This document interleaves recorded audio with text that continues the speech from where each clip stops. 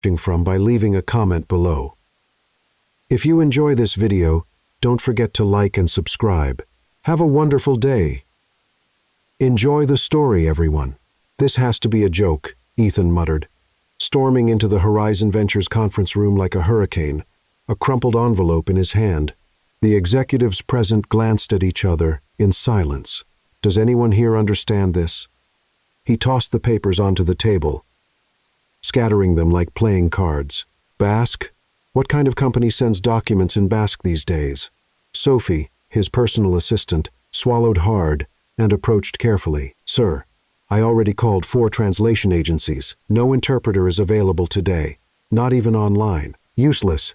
Ethan spun on his heels. A company of our size, and no one, absolutely no one, can translate a single piece of paper. He turned back to the room, picked up the papers again, and, with a mocking tone, said, "All right, everyone, I'll give my entire month's salary to whoever translates this right now. 15美元. Any takers?" The room erupted in nervous laughter. It was obvious that none of them even knew what Basque sounded like. Sophie forced a smile, hoping this would be over soon. Then a voice spoke up from the back of the room, subtle, steady, and unexpected. "I can translate it." Silence fell like thunder. All eyes turned to the woman by the water cooler, holding a wet mop and a bucket of disinfectant. Clara, the cleaning lady. Her light blue uniform was slightly wrinkled, her hair pulled back into a makeshift bun, her face slightly sweaty from going up and down the building.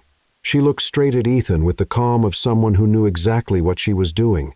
Ethan frowned, unable to hide his surprise. "What?" I said. "I can translate it," she repeated firmly. "These papers are in Basque. I understand them." More laughter. Someone muttered, "Oh, come on." Another whispered. The cleaning ladies lost it. But Clara didn't back down. She walked calmly to the table and pointed at the papers. "May I take a look?" Ethan crossed his arms, still laughing in disbelief. "You expect me to believe that a cleaning lady knows Basque? I expect you to hand me the papers. That's all," Clara replied, holding out her hand with dignity. He hesitated for a moment. The whole thing felt too ridiculous to be real. But something in Clara's steady gaze unsettled him. With a mocking gesture, he handed her the papers. Clara read for a few seconds, her eyes moving over the lines with ease. Then she looked up. "This is a notice of inheritance," she said calmly. "A woman named Ainhoa Exiberia passed away a month ago. She was your great-aunt on your mother's side. She left you a property and a substantial sum in Bilbao. The document states you're the only living heir." Ethan blinked. The room fell completely silent. This is a joke," he tried to laugh. "You're making it up." Clara remained composed. "That's what it says. And there's one more thing. The deadline to confirm acceptance of the inheritance is today by 5 p.m. After that, the assets will be redistributed under local law." Sophie checked the time. It was 3 p.m. Ethan was silent for a few seconds, then quickly pulled his phone from his pocket and dialed a number. "Someone get me the number for the Spanish consulate. Now." Sophie was already typing on her laptop while everyone waited.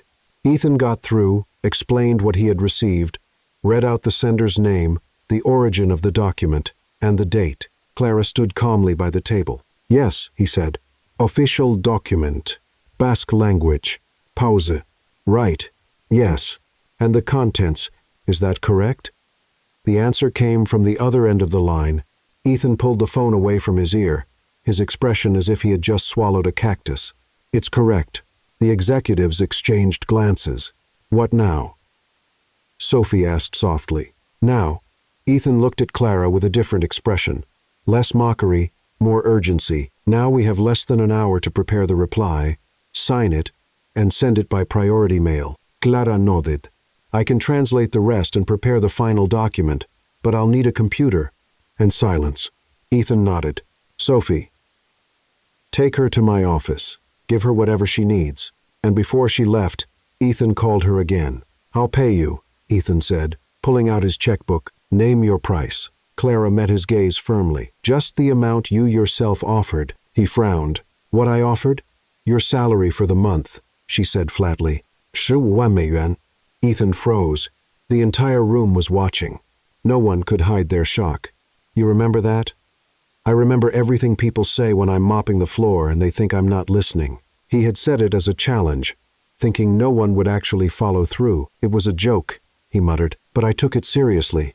And I saved your inheritance, Clara said. If you want to contest it, go ahead. But I'm not asking for a penny more. Ethan stared at her.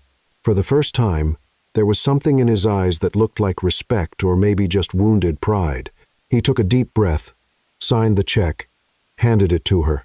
All right, I'll pay. Clara took the check, folded it, and slipped it into her pocket with a simple thank you, and walked out, leaving the Millionaire CEO in total silence, along with a whole floor of employees left speechless. The next morning, Ethan couldn't stop thinking about what had happened. A janitor had saved a multi-million-dollar inheritance in a matter of minutes. More than that, she had charged exactly what he had promised without hesitation. At 9 a.m., he went down to the basement of Horizon Ventures, where the cleaning supplies were stored. Clara was organizing chemicals on shelves, wearing the same light blue uniform as the day before. "Clara," he called, knocking on the storage room door. She turned around, not looking the least bit surprised. "Mr. Knight, do you need something? I want to make you an offer." Ethan stepped into the small room, noticing how everything was perfectly organized. "How about working as a freelance interpreter for the company? We deal with international clients all the time." Clara stopped what she was doing and looked at him. "Freelance? Exactly. You keep your current job. But whenever we need translations, we call you in. You'd be paid per project." She crossed her arms, thinking, and what would the condition be? Condition?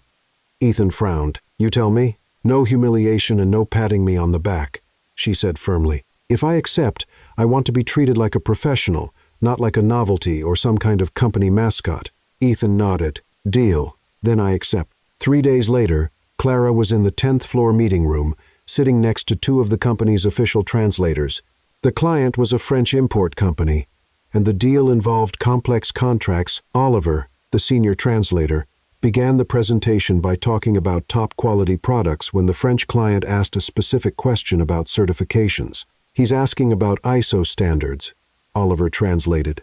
Clara cleared her throat gently. "Actually," she said politely, "he specifically asked about origin, traceability, and environmental compliance.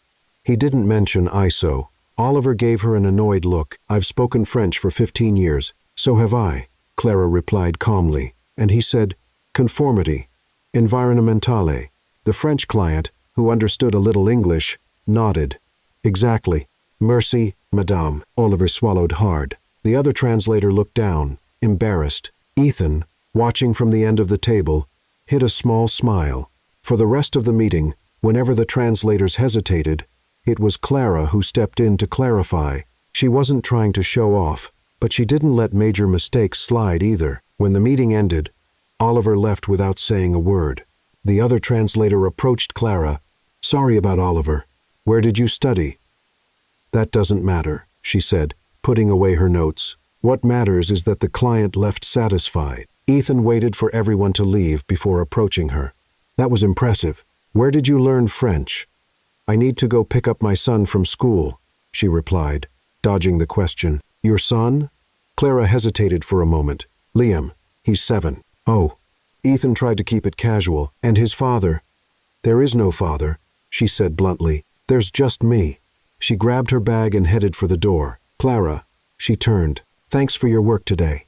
Really, you saved the deal. That's what you pay me for," she replied and walked out. Ethan stayed alone in the room, more curious than ever. That afternoon, he did something he'd never done before. He asked Sophie to quietly look up an employee's home address. "For HR," the assistant asked. "It's personal," he admitted. Sophie raised an eyebrow but didn't question him. The next day, Ethan found out Clara lived in Pilsen, a working-class neighborhood on the south side of Chicago, a small house on a street that had clearly seen better days. During the week, he started watching her more closely. Clara always arrived right at 6:30 a.m., worked efficiently, and left at exactly 3:30 p.m. She was never late, never missed a day, never complained. On Fridays, she always seemed more tense. "Is something wrong?" he asked, running into her in the hallway.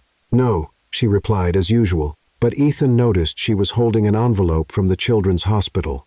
That's when the pieces started to come together. The following Monday, he called Clara in for a private meeting. "Have a seat," he said, pointing to the chair across from his desk. "I'd rather stand." "Clara, I know you have a child with special needs," she stiffened, "and that's your business because I want to understand. You're clearly overqualified to be a cleaning lady. You speak at least 3 languages. You know legal terms. You solve complex problems in minutes. Why are you here?" "Because I need money every day. No exceptions. For Liam's treatment." Clara looked at him for a long moment. "He's autistic. He needs occupational therapy, speech therapy, daily medications that cost more than $3,000 a month. Cleaning work pays on time. Other jobs don't always. And his father, he decided he didn't want a defective child," she said, bitterness in her voice. He disappeared before Liam turned 1. Ethan felt something tighten in his chest. "Anger, compassion. Clara, I can help. I don't need help." She cut in. "I need work and dignity. This isn't charity. It's recognition. You're worth a lot more than what you're making. You already paid me what you owed. We're even, Ethan." Every time he tried to get closer, she built even higher walls. "Did the check for $150,000 clear?" "It did. Thank you. What did you do with the money?" Clara hesitated. "I fixed up the house. Liam's room had a leak, and I was able to hire a private therapist for him. A specialist." "That's great." "It is. He's already talking more, smiling more." For the first time, Ethan saw Clara's face soften. She loved that boy more than anything. "Can I meet him sometime?" "Why? Just curious." "You're very curious, Mr. Knight." "Ethan. You can call me Ethan. I'd rather stick with Mr. Knight." She headed toward the door. "Clara?" "Yes. If you ever need anything for Liam, you can come to me. I won't need anything." And she left, leaving Ethan alone with 1,000 unanswered questions. Who was this woman? Why would someone so smart and capable be cleaning floors? And why did she pull further away every time he tried to help? One thing he knew. Clara was a mystery he was determined to solve. Ethan Knight wasn't someone who gave up easily. For 2 weeks, he tried different ways to learn more about Clara. But she was like a well-guarded fortress. The first time, he showed up in the supply room with 2 coffees. "Brought one for you," he said, holding out the cup. "I don't drink company coffee," she said, without looking up from the supply list. "It's not from the company. It's from Starbucks." "Still?" "No. Why not?" "Because I don't want to owe anyone favors." Ethan stood there holding both coffees like a fool while she kept working as if he weren't even there. The second time, a week later, he tried bringing up work. "Clara, I'm thinking of expanding the translation department. Would you be interested in?" "No. You don't even know what I was going to say." "Whatever it is?" "The answer's no. But you don't even know the salary." "I don't need to know. It could be double what you make now." "Mr. Knight." She turned to him. "I already told you I don't need charity. It's not charity. It's a legitimate job opportunity. To me, it's the same thing." Ethan walked away feeling like he'd been arguing with a brick wall. But he didn't give up. If Clara didn't want to talk about herself, he'd do some digging. The next Tuesday, Ethan asked Sophie to run a deeper search. Look up everything on Clara Monroe. Work history, education, past, everything. "Sir, isn't that kind of invasive?" "It's professional curiosity," he lied. Sophie came back on Thursday with a surprisingly thick folder. "I found a few interesting things," she said, placing the papers on his desk. Clara Monroe graduated in linguistics from Northwestern University, magna cum laude. Ethan raised his eyebrows. "Northwestern? That's one of the top schools in the country. She has a master's in translation and interpretation. And look at this." Sophie pointed to another page. She worked at the American consulate in Barcelona for 3 years. Consulate. Ethan picked up the page. As an official translator, diplomatic interpreter, Category A, that means she had access to confidential documents and took part in international negotiations. Ethan stayed silent, processing the information. And after that, that's where it gets strange. There's a 2-year gap in her resume. No registered job. Then 5 years ago, she turns up working as a cleaning lady at Horizon Ventures. 2 years without a job. Exactly. It matches the birth of her child. Ethan closed the folder, thoughtful, a diplomatic interpreter cleaning floors. Something was very wrong with this story. The next day, he decided to try a different approach.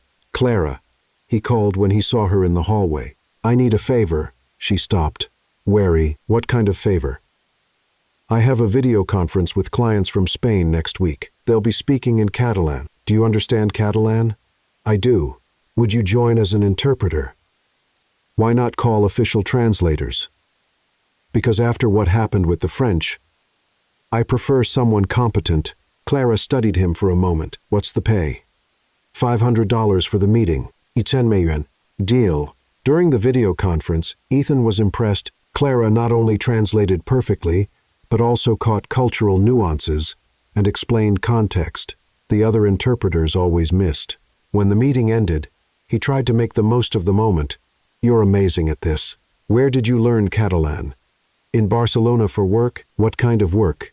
The kind I don't discuss. There she was again, closing all the doors. Clara, were you ever a teacher? Why do you ask? The way you explain things. It feels like teaching. I've been many things. Like what things?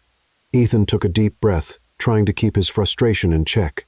You know, talking to you is like pulling teeth from a chicken. I didn't know chickens had teeth, she replied, a spark of humor in her eyes. Huh.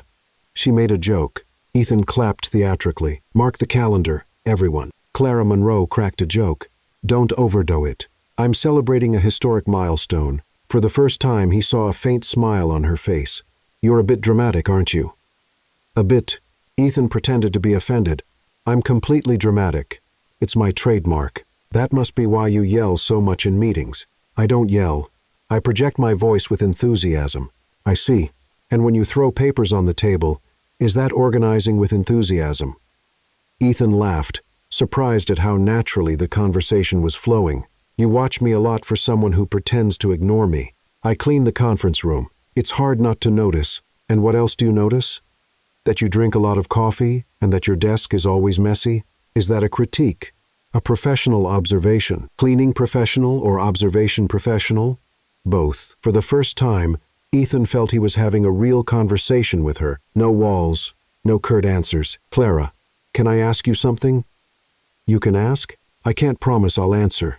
Why would someone with your qualifications work as a cleaning lady? Her smile vanished instantly, because sometimes life doesn't give us the options we'd like, but you have options now. You could work for any international company, any university. Mr. Knight, she cut him off, her tone turning formal again. I need to pick up Liam from school. And there she was again, putting the walls back up. But this time, Ethan had seen something different. For a few minutes, she had let her guard down. She had been just Clara, smart, funny, observant, and he was starting to realize he was interested in her in a way that had nothing to do with professional curiosity. The problem was, she seemed determined to keep her distance for now. Ethan Knight spent 3 days planning how to invite Clara out. It couldn't feel too personal or too professional. It had to be neutral, safe. On Friday, he found her organizing cleaning supplies in the storeroom. Clara, I have a proposal. She didn't look up from the disinfectant bottles. If it's about extra work, I already said no. It's not about work. It's a thank you. A thank you for what? For this week's translations, you saved 2 important contracts. It's my job. Exactly. And I'd like to thank you professionally. Dinner? Nothing more. Clara stopped what she was doing and looked at him. Dinner where? Le Bernardin. Do you know it? I know it's expensive. It's a respectable restaurant for a respectable professional occasion. She crossed her arms. Thoughtful. And what exactly is the nature of this professional occasion? Recognition for services rendered, networking, a civilized conversation between colleagues, professionals working at the same company. Clara studied him for a long moment. All right, I'll go. Ethan nearly stumbled in surprise. Seriously? But with a few conditions. What are they? I'm not dressing up to impress anyone. I'll wear something simple, and if I feel uncomfortable at any point, I'm leaving. Deal? And it's not a date. Of course not. It's a professional thank you. Exactly. Great. What time? 8. Can I pick you up? Let's just meet there. On Saturday at exactly 8. Ethan was at Le Bernardin, wearing his best suit. The restaurant was elegant, with soft lighting and well-spaced tables. The kind of place where executives closed deals and politicians made arrangements. Clara arrived 15 minutes later. Ethan almost didn't recognize her. She wore a simple black blouse, dark jeans, and flat shoes. No heavy makeup, no flashy jewelry. But something about her was different. Her posture was straighter, her movements more confident. "Sorry I'm late," she said as she walked over. "Took me a while to find parking." "No problem. You look." He hesitated. "Very nice.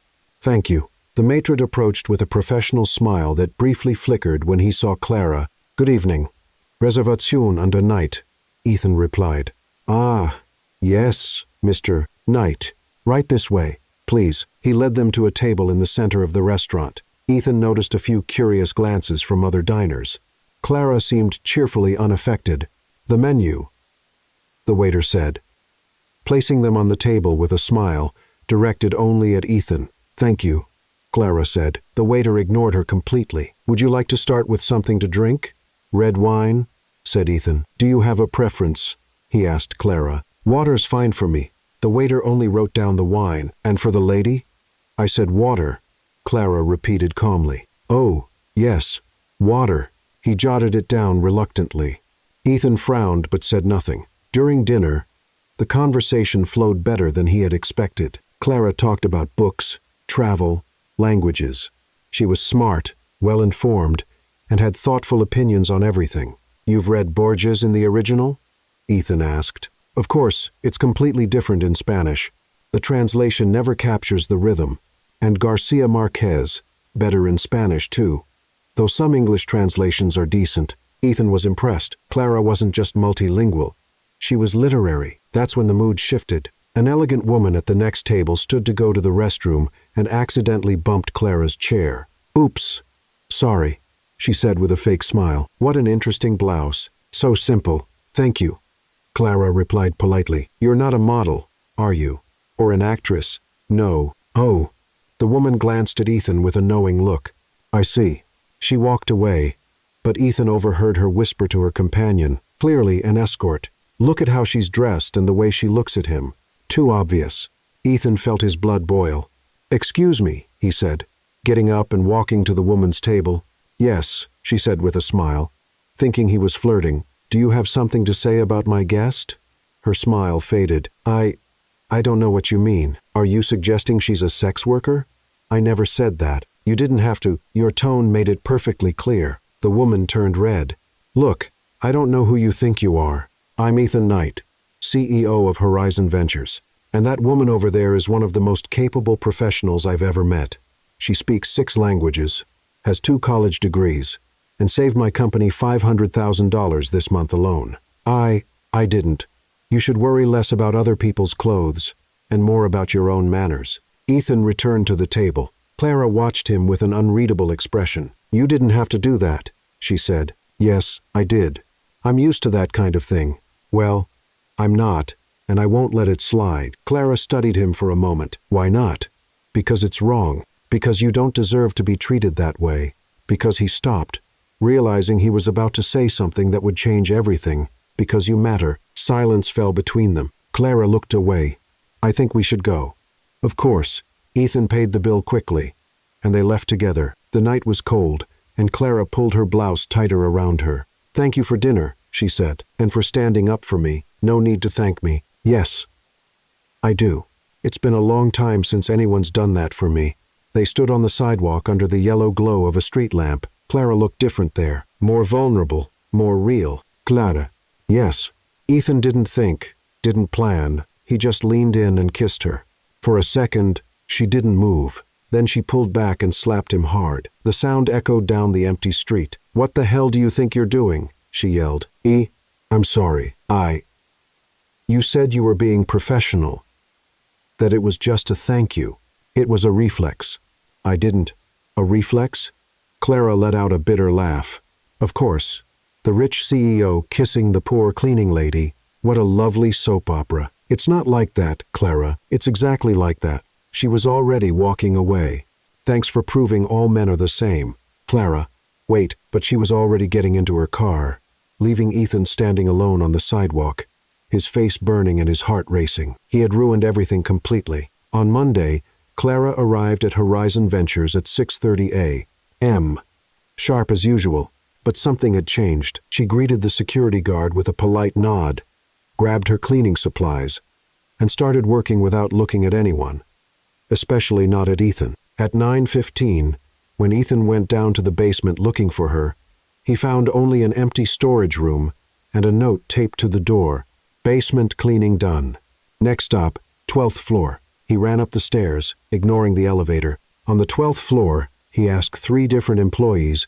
No one had seen Clara. At 10:30, Ethan found her cleaning the windows on the 20th floor. She saw him approaching in the reflection of the glass, but kept working like he wasn't there. "Clara, can I talk to you?" She dipped the cloth into soapy water and kept scrubbing. "Clara, please, about last night." "There's nothing to talk about," she said, still not turning around. "There is. I acted like a fool. I agree. And I want to apologize." "Apology accepted. Can we move on now?"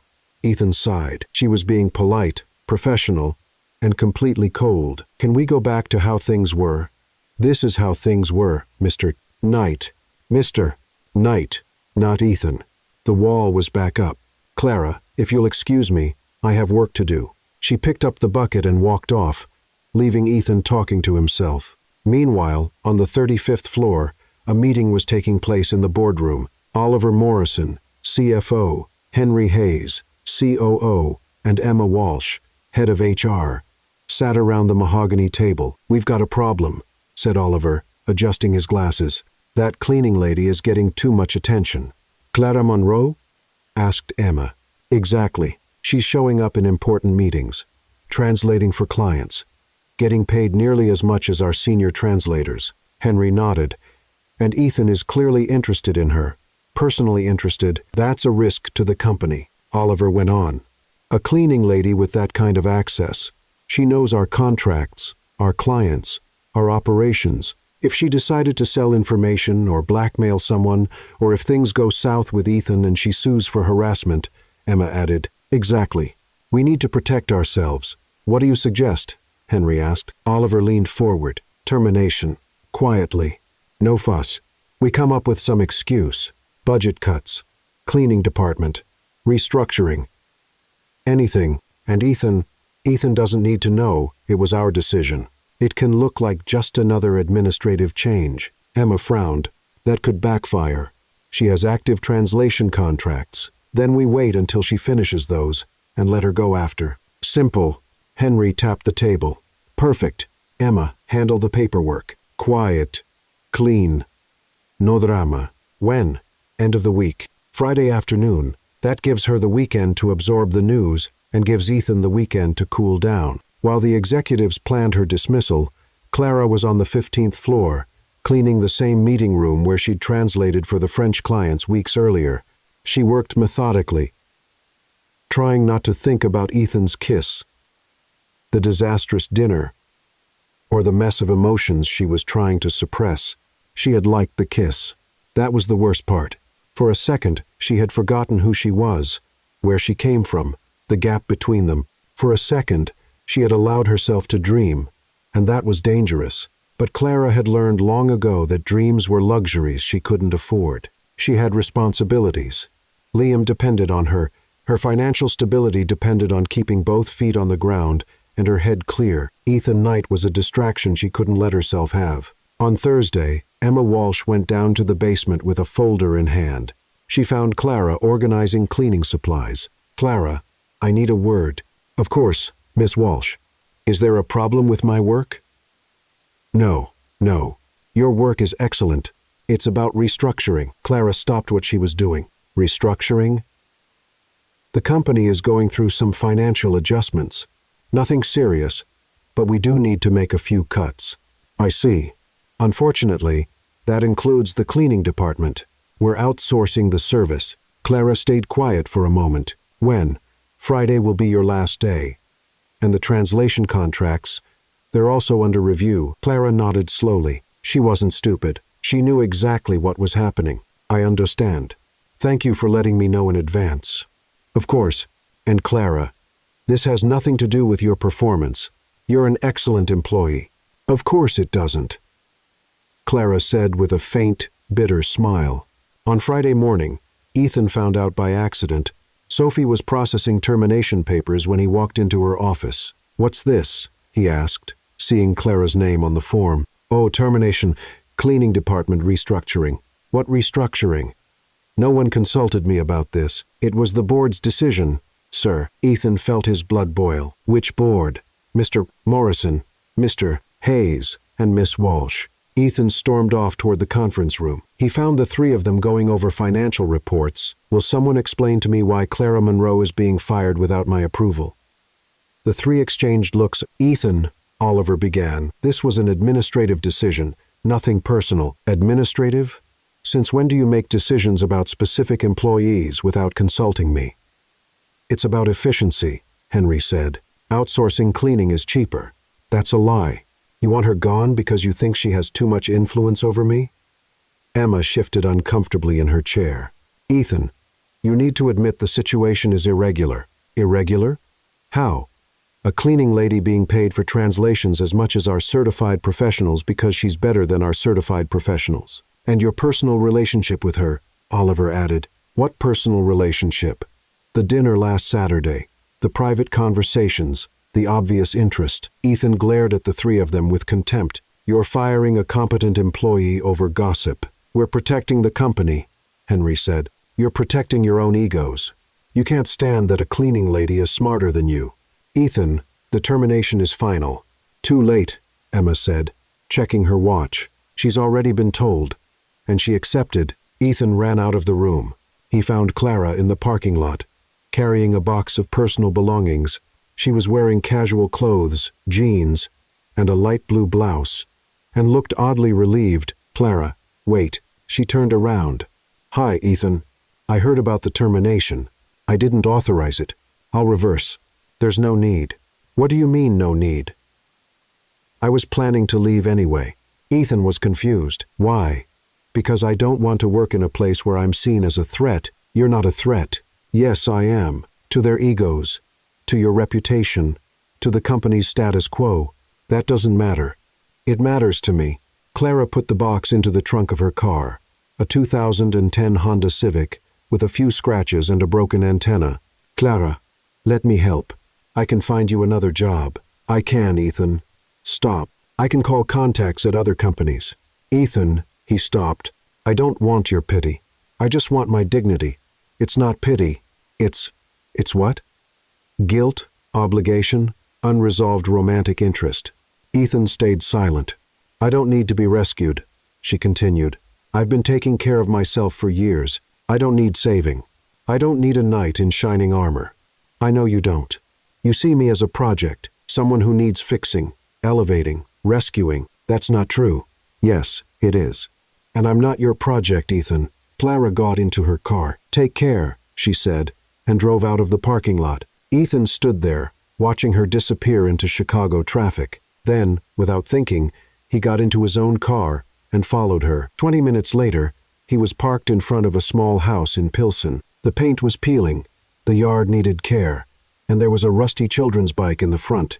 Through the window, he saw Clara hugging a small boy, Liam. She was smiling, truly smiling, for the first time since he had met her, and Ethan realized that despite all the problems, the difficulties, and the injustice, Clara was happy. She had built a life, a home, a family, and maybe she didn't need him after all. Maybe he was the one who needed her. For an entire week, Ethan couldn't get Clara out of his mind. He walked through the office distracted, signed contracts without reading, and interrupted meetings to stare out the window. The following Thursday, he couldn't take it anymore. He drove to Clara's house. When he knocked on the door, Liam opened it, a thin 7-year-old boy with big, curious eyes. "Hi," the boy said, not shy at all. "Hi, you must be Liam. I'm Ethan. I work with your mom." "Mom," Liam yelled, still staring at Ethan. "There's a man here." Clara appeared, drying her hands with a dish towel. When she saw Ethan, her face instantly hardened. "What are you doing here? We need to talk." "We don't have anything to talk about." "Yes, we do. 5 minutes." Liam looked back and forth between them. fascinated by the tension. "Mom, can he come in? He seems nice." "Liam, go play in your room." "But Mom." The boy obeyed, but Ethan noticed how carefully he walked, as if every step took extra concentration. "5 minutes," Clara said without inviting him in. "I want to offer you a job. We've already talked about that. Not like this. Official translator for Horizon Ventures. Full-time salary, benefits, health insurance. Ethan, $60,000 a year to start, with room for raises based on performance." Clara crossed her arms. "And Liam, who's going to take care of him while I work? We can figure out a flexible schedule, and I can help with the cost of his special school therapy." "Stop right there, Clara. Be reasonable. I don't need charity." "It's not charity. It's an investment. You're the best I've seen. Any company would pay double to have you." "Then maybe I should go find one of those companies." Ethan paused. Because I want it to be mine." "Why?" "Because I trust you. Because you make a difference." Because he stopped, realizing he was about to say something that would change everything again. "Ethan, you don't get it. I can't accept favors from you." "Why not?" "Because it creates expectations. It creates depth. It creates complications." "What kind of complications?" Clara sighed. "The kind that ends up hurting everyone." From inside the house came the sound of something falling. "Mom!" Liam shouted. Clara ran inside. Ethan followed and saw the boy on the living room floor, trying to pick up the pieces of a broken glass. "I couldn't hold it," Liam said, frustrated. "My hands didn't want to listen." "That's okay, sweetheart," Clara said, kneeling beside him. "It happens, but I was being careful." "I know. It wasn't your fault." Ethan watched the scene, noticing how patient and kind Clara was, and how completely Liam trusted her. "Can I help?" Ethan offered. "No need," Clara said, sweeping up the glass. "Does he have coordination issues?" Ethan asked gently. "Among other things." "Mom, can I tell him about my therapies?" Clara hesitated. "If you want to." Liam turned to Ethan, excited. "I do occupational therapy 3 times a week and speech therapy twice, and I take medicine that helps me concentrate better." "That's great," Ethan said, genuinely interested. "And my mom says when I grow up, I'll be able to do anything I want." "She's absolutely right." Clara finished cleaning up and stood. "Liam, it's time for dinner. Can Ethan have dinner with us?" "Ethan has to leave." "Actually," Ethan said, "I'd love to stay if it's okay." "It's not." "Mom, please. We never have visitors." Clara looked at her son, then at Ethan. "Only if he helps cook." Dinner turned out to be a surprise for Ethan. Clara was a great cook. Liam was talkative and funny. And the house, though modest, was warm and full of love. "Clara," he said once Liam went to brush his teeth, "take the offer, Ethan. Not for me, for him, especially for him." "Why?" "He deserves every opportunity in the world, and he'll have them. However, I can help make that happen. But I can help too." "And what if you get tired of helping? What if someone else takes your attention? What if the company has problems? What happens to Liam then?" Ethan didn't have an answer. "I would never do that. You might not want to, but things change, Ethan. People change. The only ones I can count on to take care of Liam are me and him." The next week, Ethan tried a different approach. He found Clara in the parking lot of a grocery store in Pilsen. "What a coincidence," he said. "That wasn't a coincidence. You followed me?" "Maybe." "Ethan, this is getting weird. Take the job, and I'll stop following you." Clara laughed despite herself. "Are you blackmailing me?" "If it works, yes. And if I say no, I'll keep showing up in random places until you say yes." "That's harassment. It's romantic persistence." "Romantic?" Ethan realized what he just said. "I mean, professional persistence." Clara studied him for a long moment. $60,000 a year to start. "Flexible hours?" "Absolutely. And you stop showing up in my personal life." "I promise I'll try." "All right, I'll take it." Ethan nearly jumped with excitement. "Really? But on one condition. If anyone at the company makes comments about favoritism or anything like that, I'm out immediately. No one's going to say anything." "They will, and you know it." She was right. During Clara's first week as the official translator, the comments started right away.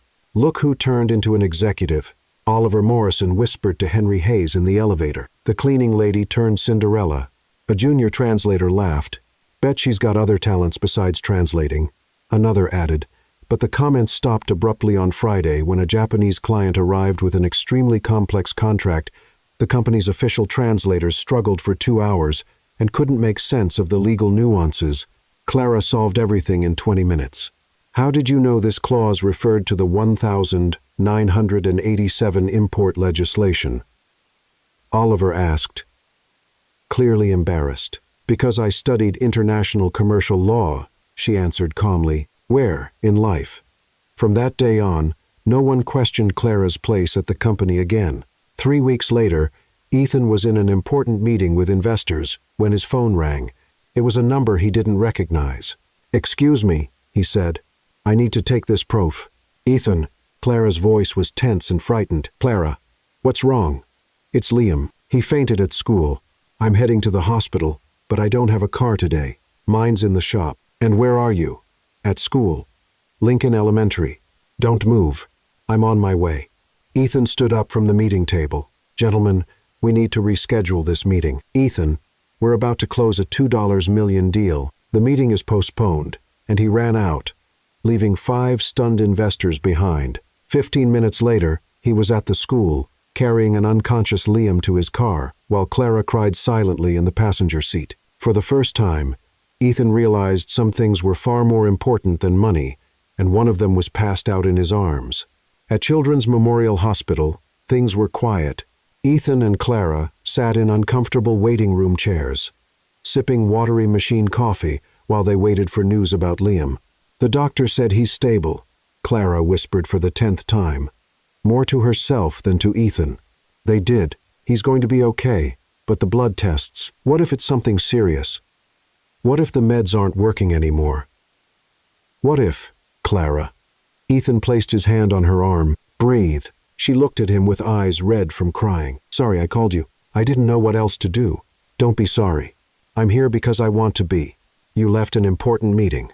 The meeting doesn't matter. Of course it does.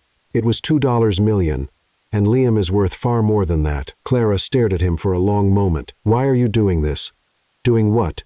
Taking care of us. Helping? You barely know us. Ethan hesitated. I know enough. No, you don't. Clara leaned back in her chair. You don't know anything about me. About my past. About why a diplomatic translator was cleaning floors at your company. Then tell me. You won't like what you hear. Let me be the judge of that. Clara went quiet for a few minutes, staring at the floor. I used to work at Apex Solutions, an international consulting firm, not exactly diplomacy, but close to it. Ethan knew Apex Solutions, one of the biggest consulting firms in the country. What was your role? Senior translator and interpreter for international negotiations. I helped facilitate deals between American and foreign companies, billion-dollar contracts. Sounds important. It was. I traveled the world, stayed in luxury hotels, attended dinners with ministers and CEOs. I thought I'd made it. What happened? Clara took a deep breath. In 2018, I found out that several contracts I had translated were fraudulent.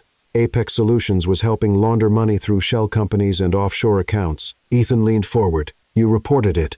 I tried first internally. I went to my supervisor, then the director, then the VP. They all told me to stay in my lane. And you kept pushing. I gathered evidence, documents, recordings, emails. I had enough to bring down half the board. What did they do to you? They fired me for professional incompetence, spread rumors that I made up the accusations out of revenge, blacklisted my references. Ethan felt anger rising in his chest. That's illegal. Yes, but they had better lawyers than I did. Did you sue? I tried. I spent all my savings on lawyers, but they had connections everywhere. Judge, prosecutors, journalists. My case was dismissed for lack of evidence. What evidence? You said you had proof. It had been lost or ruled inadmissible due to improper handling. Ethan clenched his fists. Those bastards. And then came the worst part. Clara continued. They started threatening me. Anonymous phone calls, strange cars on my street, emails telling me to stay quiet if I knew what was good for me. Clara, that's when I found out I was pregnant. Ethan was silent. Liam's father was a colleague at Apex Solutions. When he found out about the threats, he said he didn't want to get involved with a problematic woman. He disappeared the next day. Choward. So, I moved to Chicago.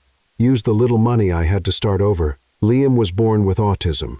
And I needed money fast and steady. Cleaning jobs pay on the spot, and don't ask about your work history. Ethan was trying to process it all. You were punished for trying to do the right thing. I was, and I learned my lesson. Keep my head down, work hard, stay out of trouble. That's why you didn't want to take the job at Horizon. Exactly.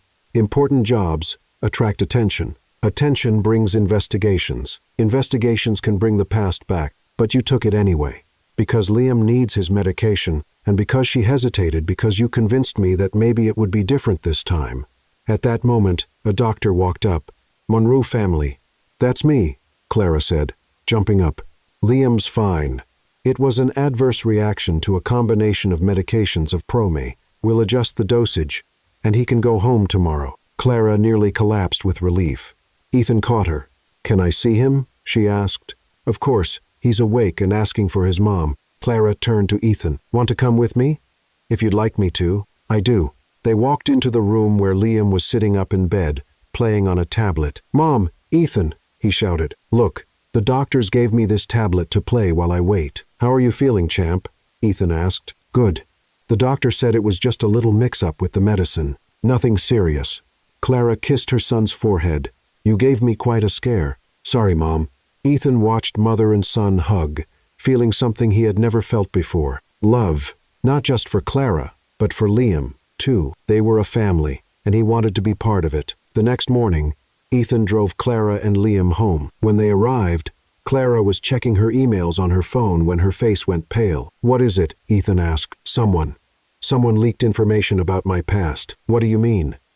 Clara showed him her phone. On the screen was an online article with the headline, Apex Solutions fraudulent translator now works with CEO Ethan Knight. How did they find out where I work? She murmured. Ethan quickly skimmed the article. It contained intimate details about the Apex Solutions case, the accusations against Clara, and her dismissal. Someone at Horizon leaked this, he said angrily. Ethan, I'll have to leave the company. No, you won't. Look at the scandal. This is going to cause your reputation. To hell with my reputation. Clara.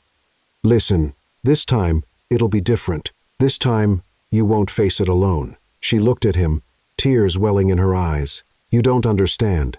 They'll destroy you, too. Let them try. Ethan's phone started ringing. It was Sophie. Ethan, you need to check social media. The company's being flooded with questions about Clara Monroe. Ethan hung up. The war had just begun. On Monday morning, Horizon Ventures looked like a battlefield. Reporters crowded the building's entrance. TV cameras lined the sidewalk, and the company phones never stopped ringing. Ethan arrived at the office at 7 a.m. and found Sophie rushing around with a stack of papers. Mr. Knight, thank God you're here. We have 15 interview requests. The legal department has called 3 times, and the board wants an emergency meeting at 9. And Clara? She didn't come in today. Said she was at the doctor with Liam. Ethan knew it wasn't true. Clara was hiding, and he couldn't blame her. At 8:30, his phone rang. An unknown number. Ethan Knight. Yes, this is Rachel Lee from Channel 7 News. I'd like to ask you a few questions about your employee, Clara Monroe. No comment. Mr. Knight, we have information that Miss Monroe was dismissed from Apex Solutions for professional misconduct. Were you aware of this when you hired her? No comment. There are rumors you have a personal relationship with her. Did that influence your decision to hire her?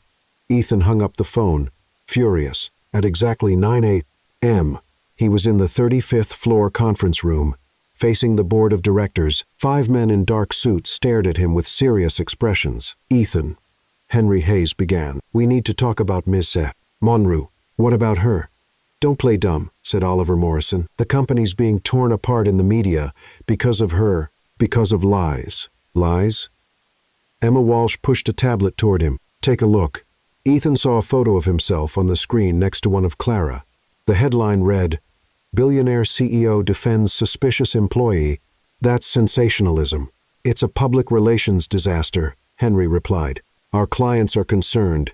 3 contracts have already been suspended pending investigation. Suspended? Why? Because clients no longer trust the integrity of our company, Oliver explained. If we hire people with questionable backgrounds. What questionable background? Ethan slammed his hand on the table. Clara was a victim of corruption, not the one behind it. According to her, said Emma, but Apex Solutions tells a different story. Of course they do. They're covering their own tracks. Ethan, be practical, Henry said. In business, perception matters more than truth, and the current perception is damaging. The perception is wrong. Even so, we need to act, fire Monroe, and issue a public statement distancing the company from her past. No, Ethan. I said no. Clara Monroe is the most competent professional we've ever had here. She saved contracts, impressed clients, and raised our standards. But the scandal has nothing to do with her work here. And even if it did, I won't abandon an employee just to save face. Oliver Sahil. Ethan, you're thinking with your heart, not your head. I'm thinking with principles. Principles don't pay salaries or keep the company running. Then maybe we're running the company the wrong way. Silence fell over the room. Ethan, Henry said calmly, as your partner and friend, I'm asking you to reconsider. Fire Monroe publicly. Show the company has integrity. Showing integrity would be doing the opposite. The company is losing money. It'll bounce back. Shareholders are nervous. They'll calm down. Ethan, be rational. I am being rational. Ethan stood. I'm refusing to destroy an innocent person's life just to protect our corporate image. So, you're officially refusing to fire Clara Monroe? Emma asked. Officially, publicly, absolutely. Even knowing the consequences, she's the best professional we've ever had. Anyone who doesn't like it is free to leave. The 5 board members looked at each other. Ethan, Oliver said slowly, you're forcing our hand. What do you mean? We can't allow emotional decisions to jeopardize the company. Emotional decisions? It's clear your judgment is compromised where Monroe is concerned. My judgment is perfectly sound. It's not, Henry said. And that's why, as representatives of the majority shareholders, we're temporarily suspending you from your duties as CEO. Ethan felt like he'd been punched in the gut. You can't do that. We can, and we are. Clause 15B in the partnership agreement. In cases of decisions that significantly risk the company, the board can intervene. This is ridiculous. It's necessary, Emma said. You're being placed on leave for 2 weeks while we handle this situation. And Clara, she'll be terminated this afternoon. If you lay a hand on her, Ethan, you have no authority to make threats. Oliver reminded him. You're suspended. Ethan looked around at the 5 faces at the table, people he had worked with for years, built the company with, closed deals with. You're going to regret this. Maybe, said Henry, but it's what we have to do. Ethan stormed out, slamming the door. 2 hours later, he was at Clara's house in Pilsen. She opened the door, eyes red from crying. Ethan, what are you doing here? I thought you were at work. They suspended me. What? The board suspended me because I refused to fire you. Clara leaned against the doorframe. Oh, Ethan, they're going to try to fire you this afternoon, but we can fight it. We have lawyers. We have Stop Clara. We can't let them win. Ethan, stop. Something in her voice made him pause. I've already made my decision, she said quietly. What decision? I'm leaving Chicago. What? Liam and I are moving. Maybe to Portland or Denver, somewhere we can start fresh. Clara, don't do this. This is the only way. As long as I'm here, you'll keep getting hurt. Your company, your career, your life. I don't care about that, but I do. Tears started to run down her face. I can't let you lose everything because of me. You didn't do anything wrong. It doesn't matter. The result's the same. You're losing your company because of me. Clara, Ethan. For the first time in years, Liam was happy, stable, making progress, and now we have to start all over again because of my past. It doesn't have to be this way. Yes, it does. She wiped her eyes. It's time to accept that some people can't escape what they did or what was done to them. So, you're just giving up like that? I'm protecting the people I love. That includes you. Ethan felt his heart break. Clara, I love you. She closed her eyes. I know, and that's why I'm leaving. And she shut the door in his face. 3 days after Clara announced she was leaving, a black van pulled up in front of her house in Pilsen. 2 federal agents stepped out and knocked on the door. Miss Monroe, said the taller agent, showing his ID. Agent Davis, FBI. This is Agent Chen. We need to speak with you. Clara was holding Liam's hand, their bags already stacked in the hallway behind her. About what? Apex Solutions. You've been called to testify in a federal investigation. Investigation? May we come in? Agent Chen asked. Clara hesitated, then opened the door. Liam hid behind her, nervous around the uniforms. Mom, who are they? The boy whispered. They're police, sweetheart, but we haven't done anything wrong. Agent Davis placed a folder on the kitchen table. Miss Monroe, 6 months ago, we opened an investigation into corruption schemes tied to international contracts. Your name came up as the original whistleblower back in 2018. My report was ignored. It was, but the information you gave back then started a separate investigation that's taken years to build. Clara slowly sat down. What did you find? Agent Chen opened the folder. Apex Solutions was laundering money for Mexican cartels, Russian oligarchs, and corrupt politicians through fake contracts, just like you reported. And they fired me and ruined my life to silence me. That's right, but now we have enough evidence to move forward, and we need your testimony. When? Tomorrow. Northern District Federal Court, Illinois. The hearing will be broadcast live. Clara felt a chill run through her. Live? It's a case of national interest. It involves high-level politicians and powerful business people. Transparency is key. What if I refuse? This is a formal subpoena. You don't have a choice. That night, Clara called Ethan. He answered on the first ring. Clara, where are you? I've been looking for you for 3 days. Ethan, listen. Tomorrow, I'm testifying in federal court about Apex Solutions. What? The investigation was reopened. They want my testimony about the corruption scheme. That's great. They're finally going to prove you were right. It'll be live, Ethan, nationwide, including in Chicago. So what? Your company's going to be in the spotlight again. Your suspension might turn into a permanent dismissal. Clara, this could clear your name, or it could destroy whatever's left of my life. Where are you now? In a hotel near the courthouse. The FBI arranged protection. I can come. No.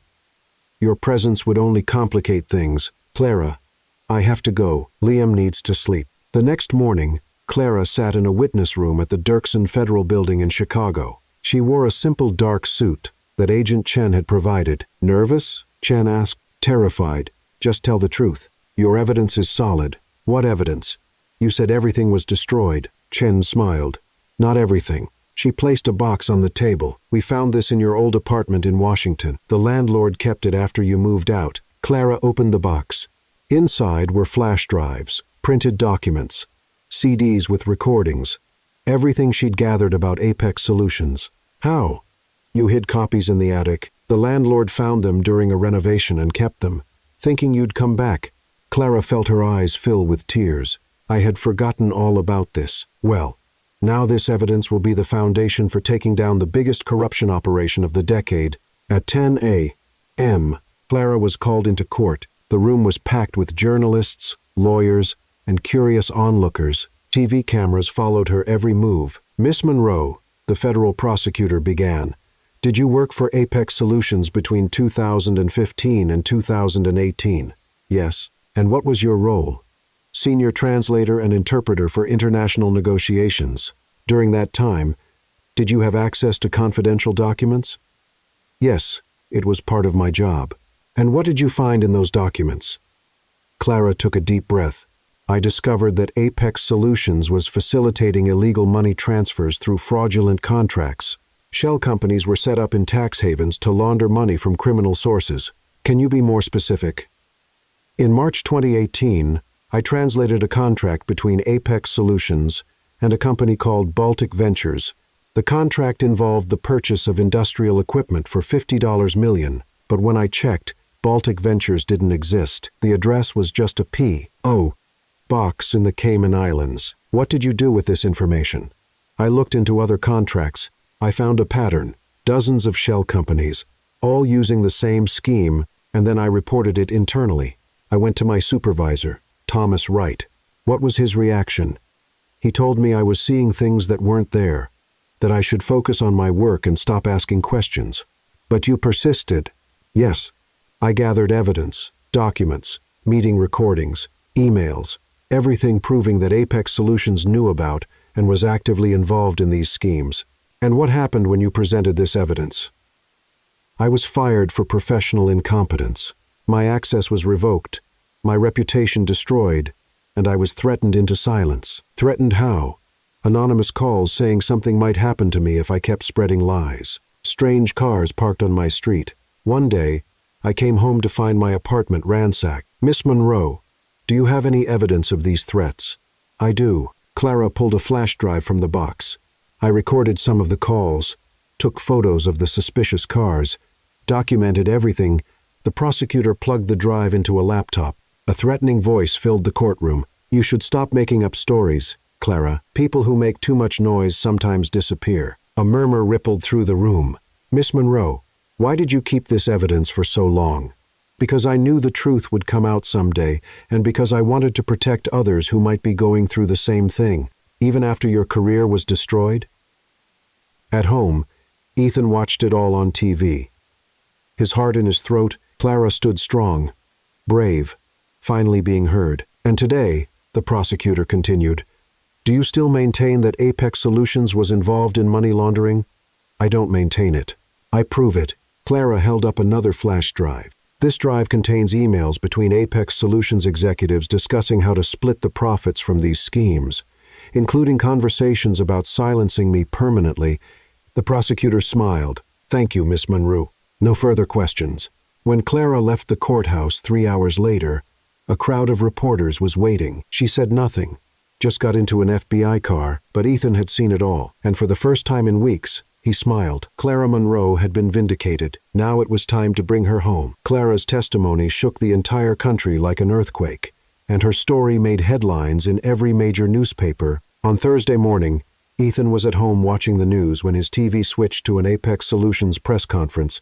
Apex Solutions publicly acknowledges that serious mistakes were made in the case of Miss Clara Monroe, said the company's interim CEO, reading from a prepared statement. We offer our formal apologies to Miss Monroe for the way she was treated and for the impact our actions had on her life and career. Ethan nearly dropped his coffee. They were publicly apologizing. Furthermore, the executive continued, Apex Solutions is establishing a compensation fund for the damages caused to Miss Monroe and implementing new policies to protect whistleblowers in the future. Ethan's phone rang. It was Henry Hayes. Ethan, did you see the press conference? I did. You need to come back. What do you mean? The board met last night.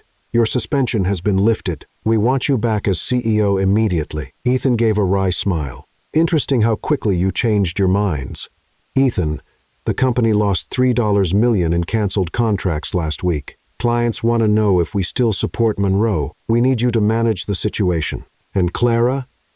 About that, maybe we acted too hastily. Hastily. If she wants to come back, we can reconsider. How generous of you. Ethan, be pragmatic. The woman's become a national hero. Having her at the company now would be advantageous. Ethan hung up on him. An hour later, he was knocking on the door of the hotel where Clara was staying with Liam.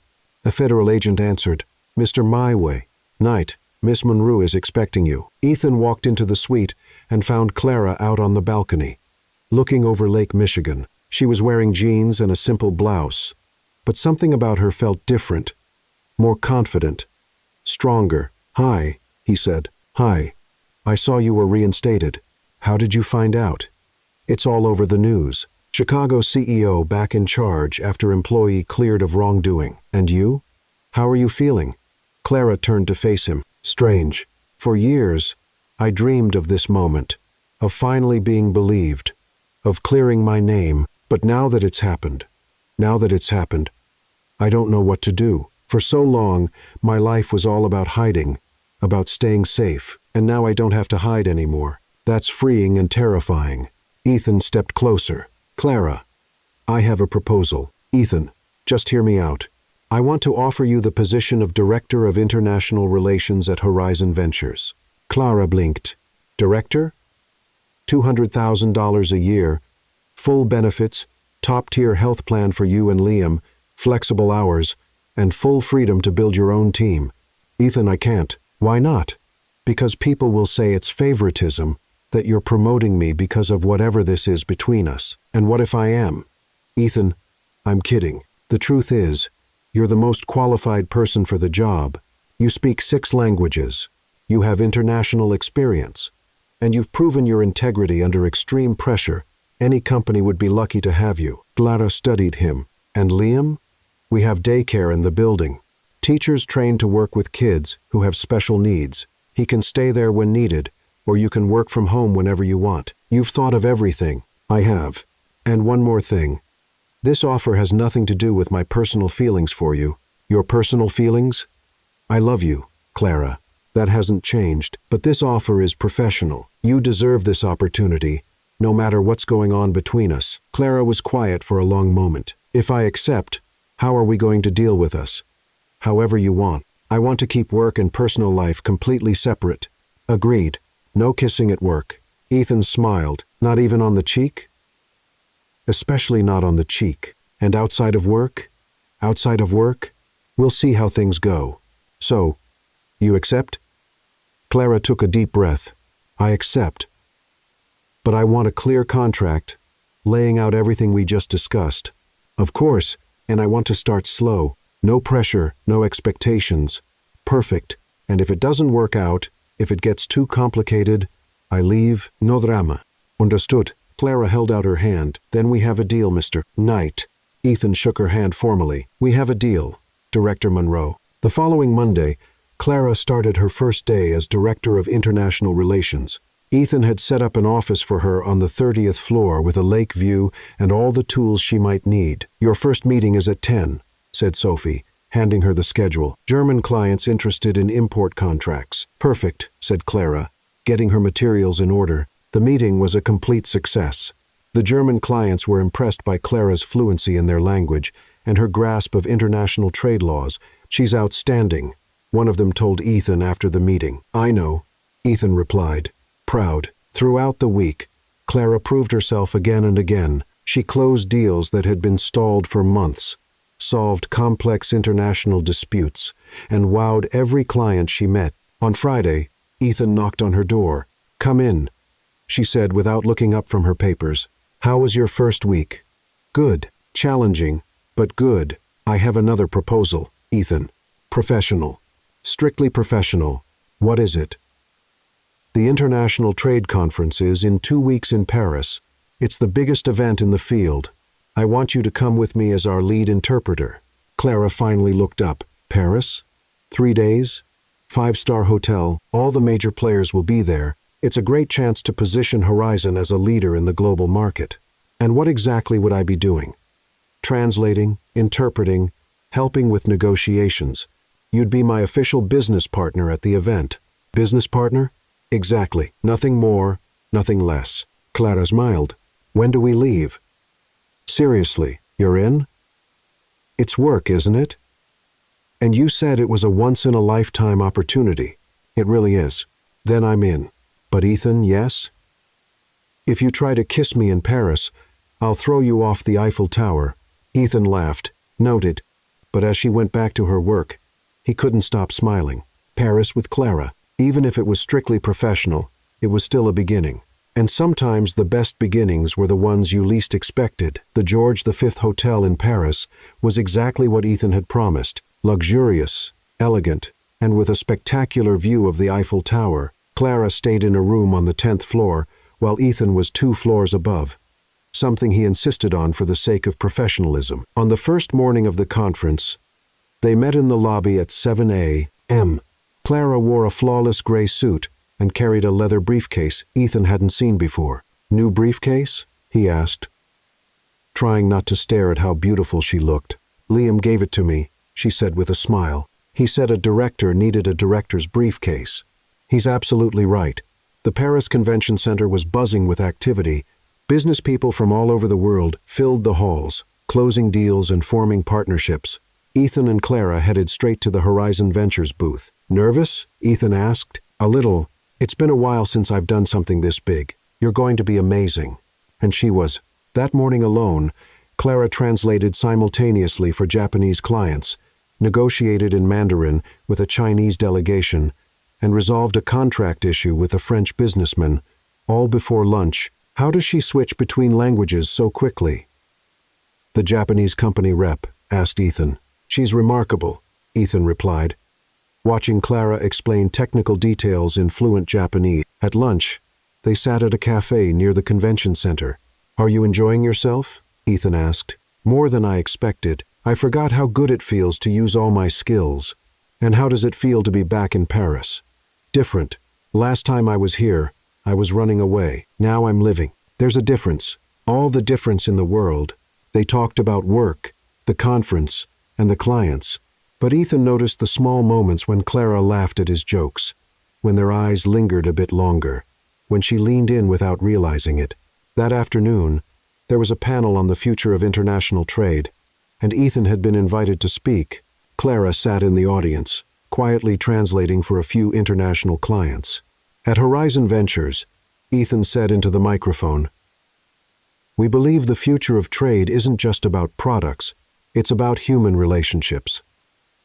And we've been lucky enough to find someone who understands that better than anyone I've ever met." His eyes found Clara in the crowd. "Our Director of International Relations has shown that integrity and competence can go hand in hand. Sometimes the most qualified person is the one you least expect." Clara blushed, but stayed professional.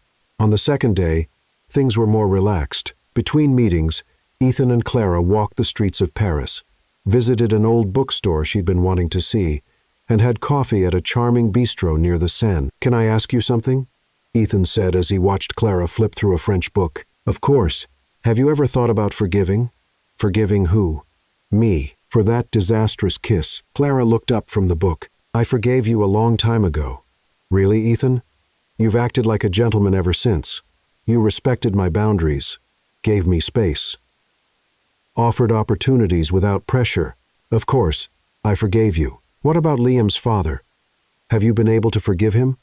Clara closed the book. "That one's harder, not because of what he did to me, but because of what he did to Liam. Abandoning a child, I'm still learning how to forgive that. He has no idea what he lost. No, he really doesn't." That night, there was a closing gala for the conference at the hotel. Ethan wore a tuxedo, and Clara wore a navy blue dress, elegant but understated. "You look..." Ethan paused, searching for the right word. "Different. Stunning. Thank you. But remember, we're co-workers tonight. Co-workers who dance. Co-workers who dance professionally." The orchestra played soft jazz as Ethan offered his hand. "May I have this dance, Director Monroe?" "You may, Mr. Knight." They danced as if they had done it 100 times. Ethan was a strong lead, and Clara followed with ease. Other couples watched, commenting on how perfect they looked together. "Do you remember the first time we met?"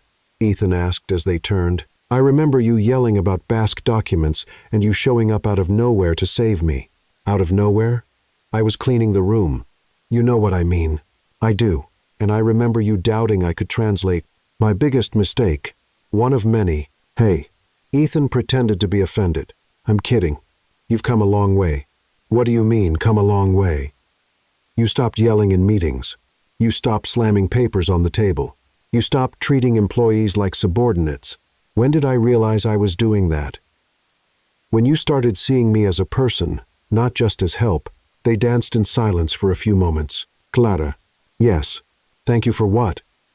"For making me a better person." She looked into his eyes. "You were already a good man, Ethan. You were just hiding behind the CEO title, and you helped me find the real Ethan again. Maybe we helped each other." The music shifted to something slower, more intimate. Other couples drew closer, but Ethan kept a respectful distance. "Can I make a confession?" he asked. "Depends on the confession. That first slap you gave me, I deserved it. Completely deserved it. But it taught me something important." "What?" "That you weren't just another employee. You were someone who deserved respect. Someone special." "Ethan, let me finish. These months working with you have been the best of my life. Not just romantically, but professionally, personally. You challenge me, inspire me, make me want to be better. You're being a bit intense for a dance between colleagues. Maybe because I don't want to be just your colleague anymore." The music ended, but they remained on the dance floor, gazing at each other. "Ethan, I know wrong time, but I can't keep pretending. What I feel for you is only professional." Clara took a deep breath. "And what do you feel for me?" "Love, real love. The kind that changes everything." Before she could answer, the gala's master of ceremonies stepped onto the stage. "Ladies and gentlemen, To close out this wonderful evening, we'd like to invite Mr. Ethan Knight of Horizon Ventures for some final remarks. Ethan looked at Clara, surprised. I didn't know I was supposed to speak. Go, she said, giving him a gentle push. Show them why Horizon Ventures is the best. Ethan walked nervously to the stage. More than 300 people were in the audience. CEOs, diplomats, journalists. He found Clara in the crowd. She was smiling at him encouragingly. Good evening, he began. When I came to this conference, I thought I was here to talk about business, contracts, profits, international expansion. The room quieted, but in the past 3 days, I've learned something far more important than any deal. I've learned about courage. He found Clara's eyes again. A few months ago, I met someone who taught me that courage isn't the absence of fear. It's doing the right thing even when you're scared. It's standing by your principles when the whole world is against you. It's starting over after losing everything. Murmurs swept through the audience. This person taught me that true success isn't measured in dollars, but in integrity. That leadership isn't about power, but about service. That love, real love, is built on mutual admiration, respect, and partnership. Ethan stepped off the stage and walked toward Clara. Clara Monroe, he said into the microphone, stopping in front of her. You've changed my life. You've made me a better person, a better leader, a better man. The room fell completely silent. Clara stood frozen, tears welling in her eyes. I love you, Ethan said, still speaking into the mic. I love your intelligence, your strength, your compassion. I love how fiercely you protect Liam, how you fight for what's right, how you never give up. He knelt right there in the middle of the gala, in front of 300 people. Clara Monroe, will you marry me? For 3 seconds, there was complete silence. Then Clara began laughing and crying at the same time. You're completely crazy, she said. Is that a yes? It's a we. Need to talk about this privately. But is it a yes? Clara looked at him kneeling there, at the hundreds of people watching, at the journalists' cameras. Ask me again in 10 minutes when we're not being broadcast to half the world. Ethan stood up, laughing. Fair enough. He kissed her hand gallantly as the audience erupted in applause. 6 months after the Paris proposal, Chicago woke to a crystal-clear blue sky. It was June 15th, and the rooftop of Horizon Ventures had been transformed into a sky garden for the wedding of Ethan and Clara. Clara was on the 40th floor, getting ready in a room Ethan had turned into a temporary dressing suite. She wore a simple yet elegant white satin gown that highlighted her natural beauty without any excess. Mom, you look beautiful, said Liam, adjusting the tie on his little tuxedo. At 8 years old, he had grown, and his coordination was improving every day, thanks to the new therapies Ethan had insisted on supporting. Thank you, sweetheart. And you look handsome, too. Ready to be my ring bearer? Ready. I practiced walking slowly with the rings 15 times yesterday.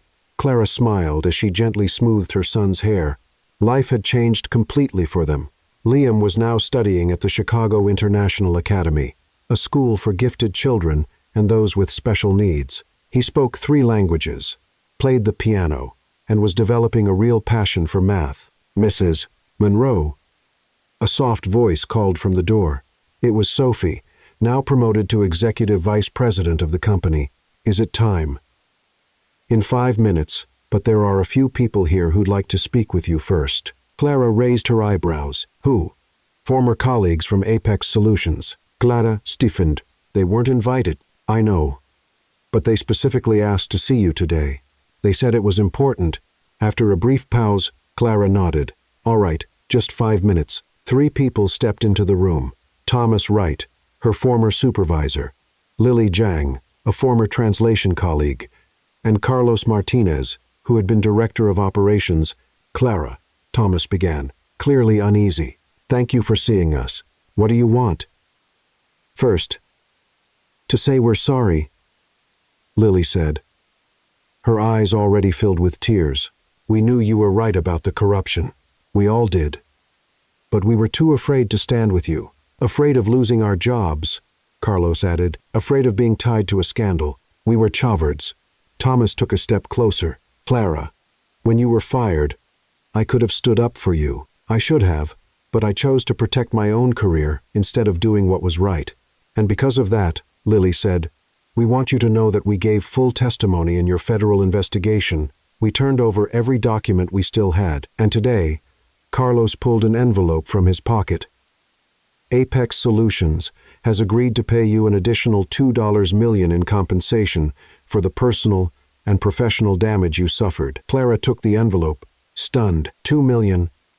It was the least we could do. Thomas said, "We know money can't undo what happened, but we hope it shows we recognize the harm we caused." Clara looked at the three of them, then at Liam, who was watching everything with interest. "I accept your apologies," she said at last. "We all make mistakes when we're scared. What matters is having the courage to make things right." Lily gave Clara a gentle hug, careful not to wrinkle her dress.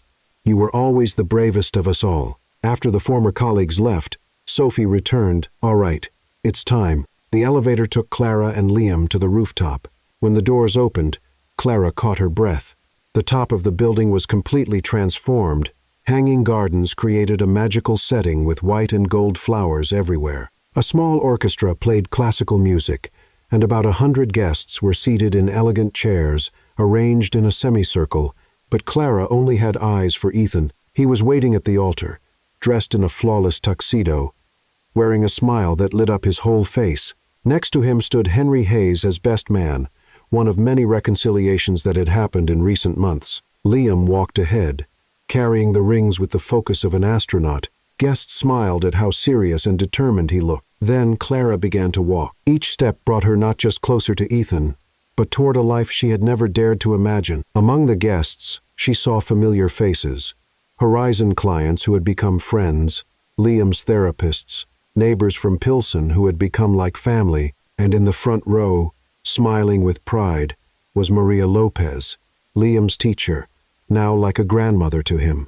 "Dear friends," the officiant began as Clara reached the altar. "We are here to celebrate not just the union of Ethan and Clara, but the transformative power of true love." Ethan took Clara's hands, looking directly into her eyes. "Clara Monroe," he said, his voice steady, "you came into my life like a quiet storm. You changed everything. You showed me that real strength doesn't come from status or money, but from character. You taught me that true love is built on mutual respect, admiration, and partnership." His voice caught slightly. "I promise to love Liam as my own. I promise to be your partner in all of life's adventures. And I promise never to underestimate a cleaning lady again." The guests laughed warmly. "Ethan Knight," Clara said, tears in her eyes, "you taught me that not all powerful men abuse their power, that some people use their wealth to do good, that it's possible to trust again." She glanced at Liam, then back at Ethan. "I promise to be your partner in business and in life. I promise to challenge you when needed and support you always. And I promise to translate all your international meetings for the rest of our lives." "Even the boring ones?" Ethan asked, teasing. "Especially the boring ones." They exchanged rings while Liam clapped excitedly. When the officiant said, "You may kiss the bride," Ethan gently held Clara's face and kissed her like it was the first time. The celebration went on late into the night. Ethan and Clara shared their first dance as husband and wife while Liam watched, beaming with happiness. "Can I tell you something?" Ethan said as he spun Clara to the music. "Of course. Remember the day you slapped me?" "Which one?" "There were a few. The first one, after dinner. I remember. That's when I knew I was in love with you." "Really? Why?" "Because you were the first person who treated me like a regular man, not a CEO. You put me in my place without caring about the consequences. And that attracted you? It fascinated me." Later, when the party was winding down and the guests had started to leave, Ethan and Clara were alone on the terrace, looking out over the city lights of Chicago. "Can I say something?" Clara asked, nestled in Ethan's arms. "Always. Remember that social project we talked about for women in vulnerable situations?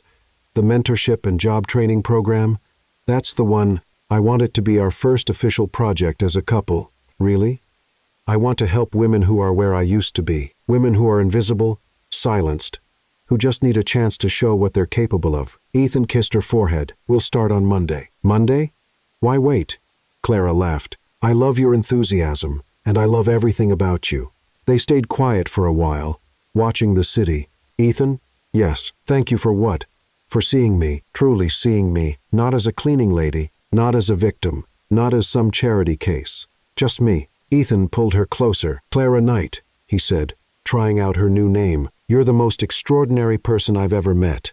And now you're my wife." "Signora Knight," she said with a smile. "I like how that sounds." "So do I." As they finally turned to go inside, Clara paused and looked out once more at the view of Chicago. "You know what's funny?" she said. "What?"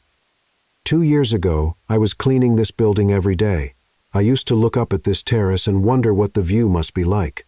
I never imagined that one day I'd be standing here as the owner of the place. You were always the owner, Clara. It just took me a little while to be smart enough to see it." She turned to him, eyes filled with joyful tears. "Ethan Knight, I never needed your pity, just your respect. And now your love. You have all of that forever." And they kissed there, high above Chicago, with the whole city as their witness that happy endings really do exist.